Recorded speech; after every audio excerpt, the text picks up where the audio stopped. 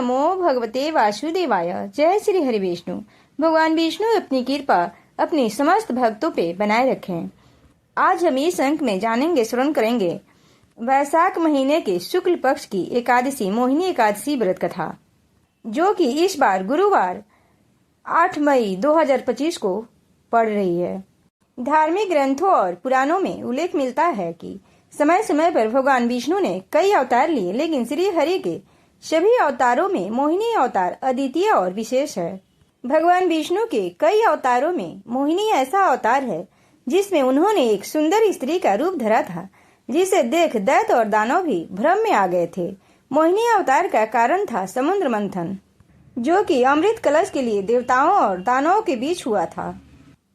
पौराणिक कथा के अनुसार जब समुद्र मंथन हुआ तो अमृत पाने के लिए देवताओं और दानवों में घमासान मच गया, लेकिन अगर दानवों को अमृत मिल जाता तो इस जगत में भूचाल आ जाता। इसलिए तब देवताओं को अमृत पिलाने के लिए भगवान विष्णु ने मोहिनी रूप धारण किया था।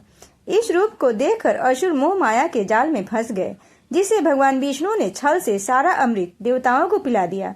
इस कारण इस एकादशी का नाम मोहिनी एकादशी पड़ गया। मोहिनी एकादशी व्रत कथा। अगर आपने अभी तक इस चैनल को सब्सक्राइब नहीं किया है तो कृपया करके सब्सक्राइब कर लें, और वीडियो पसंद आए तो लाइक शेयर अवश्य करें। धर्मराज युधिष्ठिर कहने लगे, हे कृष्ण, वैशाख मास की शुक्ल पक्ष की एकादशी का क्या नाम है तथा उसकी क्या कथा है? इस व्रत की क्या विधि है? यह सब विस्तार से बताइए। तब श्री कृष्ण भगवान कहने लगे कि हे धर्मराज, मैं आपसे एक कथा कहता हूँ जिसे महर्षि वशिष्ठ ने श्री रामचंद्र जी से कही थी। एक समय श्री राम बोले कि हे गुरुदेव, ऐसा कोई व्रत बताइए जिससे समस्त पाप और दुख का नाश हो जाए। मैंने सीता के वियोग में बहुत दुख भोगे हैं।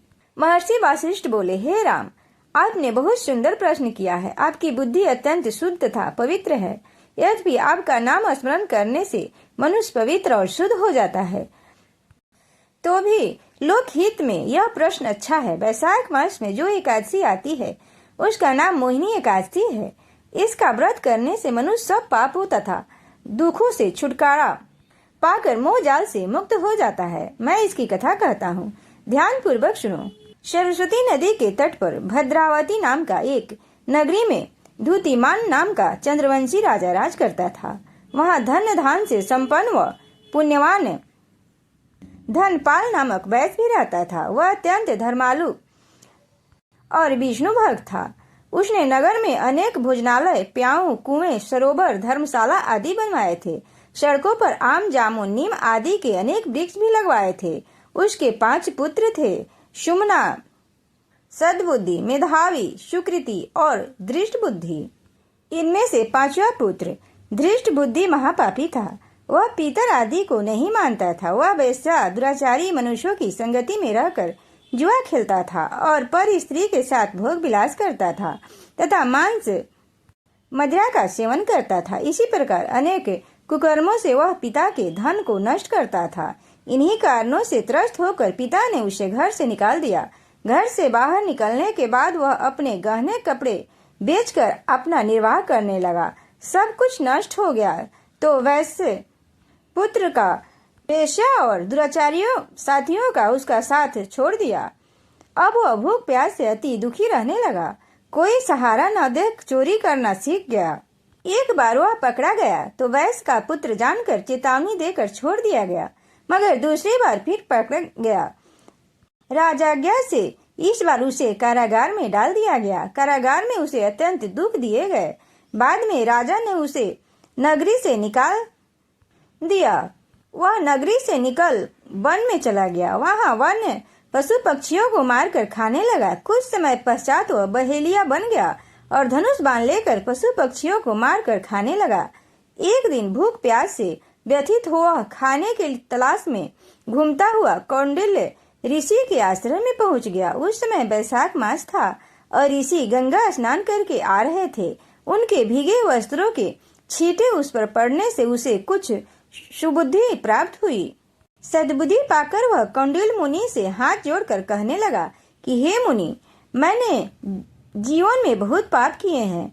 आप इन पापों से छूटने का कोई साधारण बिना धन का उपाय बताइए।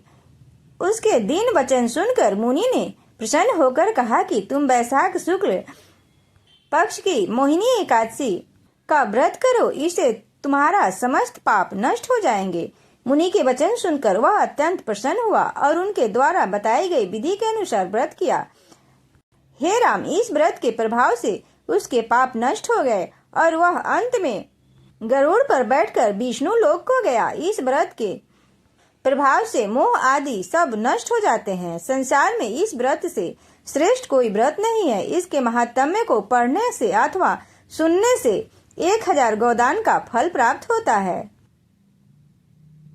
शास्त्र के अनुसार मोहिनी एकादशी व्रत करने से मनुष्य को पूर्व जन्म के पापों से भी मुक्ति मिल जाता है तथा मानसिक शांति और भव को